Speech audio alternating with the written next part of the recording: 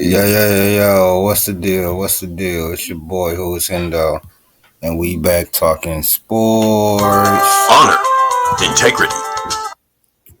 If those words describe you, then you have a heart for your community.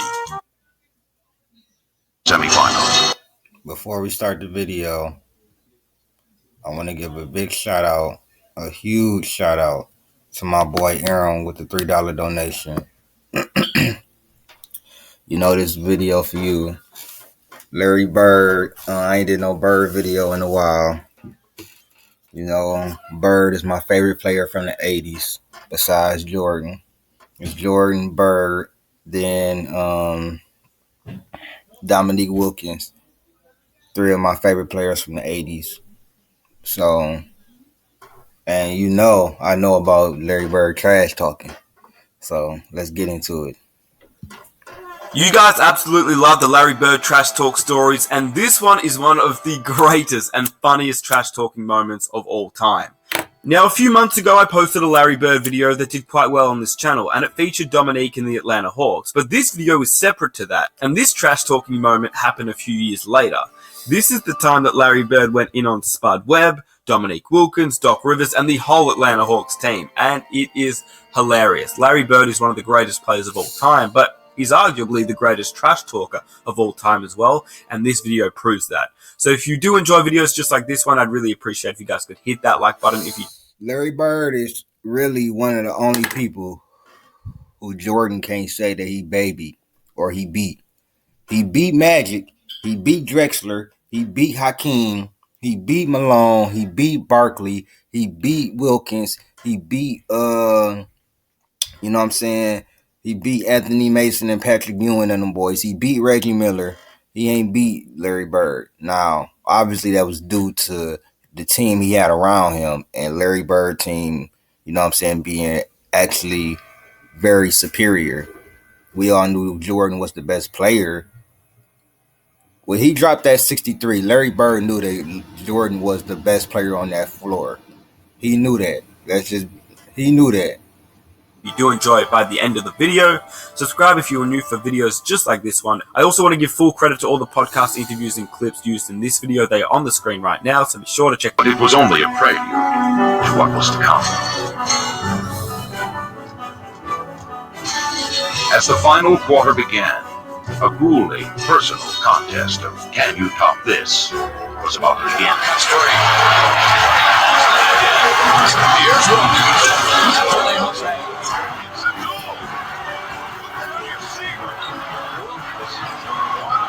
Look where Larry at, in the hole. That's why I say, and I'm going to do my video on why I think Larry Bird is better than LeBron. I'm going to save it for that video. Two men who brought out the best in each other.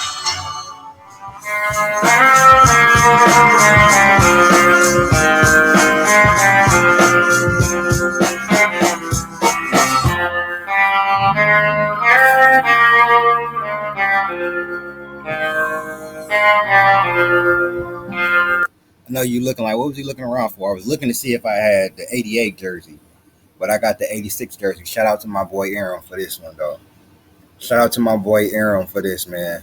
This was the first jersey I received while making this YouTube channel, and I just want to thank my boy Aaron for his loyalty and everything like that, because you don't have to watch me, bro. You don't have to donate to me. You don't have to send me great ideas like this. Shout out to my boy DBZ too. And I want to shout out to all the new subscribers, man. Y'all got the Ray Allen video, the 1.2, you know what I'm saying, 1,200 views in 24 hours, and it's still counting. Thank you, guys. While I was in college, I used to watch and get Sports Illustrated, and I remember seeing Dominique Wilkins. And I said, man, I would love to play with this guy, not knowing anything about the Hawks, but it was like, I would love to play with him. And then ended up getting drafted by Atlanta. Now Nick's my teammate. And that was like, a dream come true. You think about those Atlanta teams with Dominique and Spud and Doc Rivers, Tree Rollins. And so they for sure had the respect of us. Kevin Willis was a good player, and Dominique and Doc Rivers and Spud Webb came off their bench. And Randy with Tree Rollins. Kevin Willis. Kevin Willis. Yeah. I mean, Flip Robinson. Flip Levinson. The original big dog. Yeah. We were grown, we were young. Dominique Wilkins might be one, if not the best, one of the top 2 or 3 best in-game dunkers, most powerful dunkers. That's not a big man that I done seen, bro. We were really athletic. We had that energy that a team would need. And all we had to do was build chemistry, begin to understand each other's games, weaknesses and strengths. And we did that, and we started to flourish after the first 4 or 5 years. They were a deep team that could score the ball, and if we weren't at our best, we were in trouble. But with that team, they were so fun to watch because Dominique was the headliner, but everyone else around him. When we talked about Spud Webb, they would come over and play with us across the street at Georgia Tech. You see, this little joker. And Doc Rivers was nice too. I know we get on him as a coach and everything for him blowing leads, and he known for blowing the leads. But he was a nice player too. They'll flat out go. First small guy getting the dunk contest, win the dunk contest, all that hype around them. The question would be, when it got crunch time, the other team would outsmart them. That was their downfall. That was a pretty good bunch to not win it all. And they had that one, remember the Dominique, Larry Bird, big shooter. Yeah. It's Game 7 in 1988 against the Atlanta Hawks. Dominique and Larry Bird. One of the most clutch moments. I remember watching it as a kid. Got me hyped. I went outside and started shooting outside the playground, pretending I was both of y'all. I also think Larry Bird better than Magic. But 1988, That had to be one of the conference best moments. semifinals, Neek and Bird. Game 7 of the Dominique Bird series. Shot for shot. Shot for shot. Dominique and Bird going back and forth. You know, we should have eliminated them in 6. Well, the whole series was crazy. Game 1 and 2, the Celtics won by like a combined 80 points. Like, they blew us out. As the Hawks found themselves down to the final game. But back home in the Omni, they were flying high. The offense. Them Celtics teams in the 80s was something special. But who was the catalyst? The dude on my jersey. I don't think people realize how much of an impact Bird immediately had on his team. 29 to 63 wins, I think, in his first or second year. Let me look that up. It's a spark plug, little Spud Webb found a way to slither through the Celtic defense, putting together a career-best playoff performance and igniting the Hawks to a much-needed victory. I remember coming back from Game 3 to Atlanta, and the big article in Atlanta Journal was put a fork in them, we're done. You know, and then we win Game 3 and then win Game 4, go into Boston and win Game 5. And that was a great game. I think we took control. You want to get back to the fun. You need jobs to find you. I need Indeed. Indeed, you do. In Bird, you got somebody who's already an icon. He's already been sanctified as a Boston Saint. And Dominique represents a different kind of basketball. We had him, Matt, one time. We were up 3-2. We won Game 5 in Boston. We was not supposed to win that game, the critics say. So we knew going to Game 6, and I said, man, we could advance and we can beat these guys. The frenetic Hawks, led by the Freakazoid, had old school Boston by the throat. Up 3 games to 2 in the best of 7 series.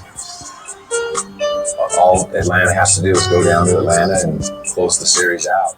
And then the last play in Game 6 was, Dominique and I were the 2 guys that scored. And at the end of the game, we drew up a play. I called a timeout because they knew what we were running.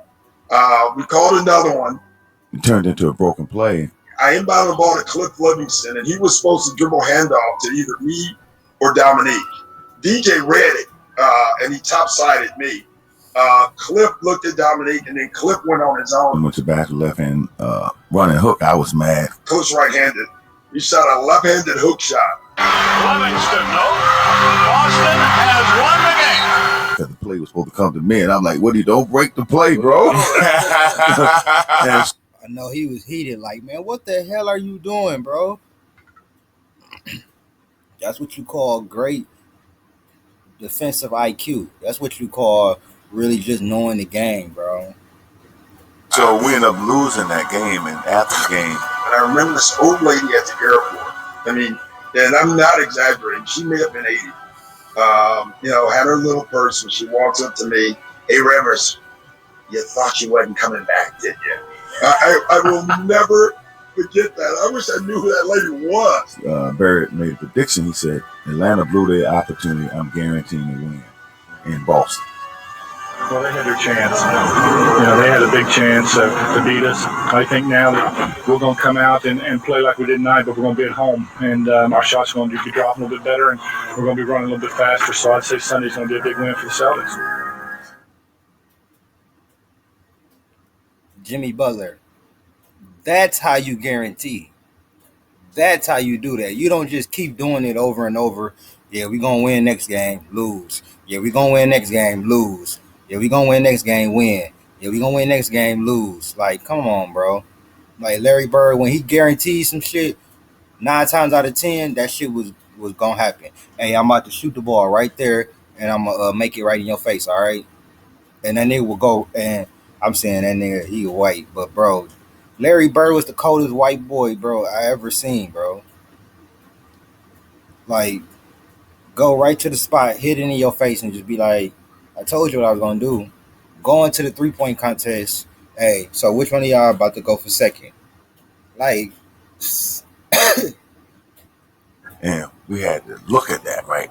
I guarantee a win. Atlanta blew their opportunity. And I'm like, hey, I don't know what Bird talking about. We have a great opportunity. We going in there. We going to kick their butt. We coming to win. I don't care what he said. We get to Boston, and we walk out of the locker room, and I stopped. I said, we going to win this bleak game. I said, if you ain't ready to fight, you ain't ready to go to war. If you guys ain't ready to fight, you ain't ready to go to war, don't even come to the court. Don't come out here. I said, whoever guarding me tonight going to have a long night. Unfortunately, Bird was saying the same thing in another locker room, to his teammates. So it set up for one of the greatest shootouts ever in the 7th game. And I remember Larry Bird, he passed by our locker room. He's like, there's nobody in here can guard me. But he was just playing though. Yeah, because he was free.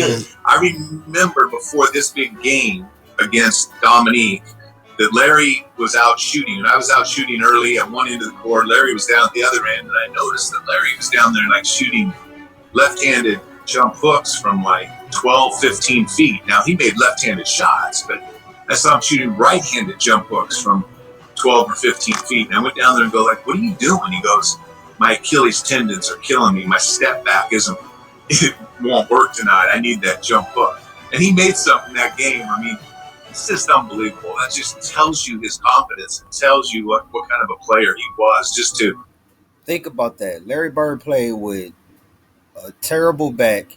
His Achilles, think about if Larry Bird was fully healthy, like, for like 15, 20 years, bro. It probably would have been no doubt he's a top 3 player all time, top 5 player all time. have a game plan of what shots he was going to make that night. So it set up for one of the greatest shootouts ever in the 7th game. Despite Bird's brash words, the Hawks seemed unintimidated.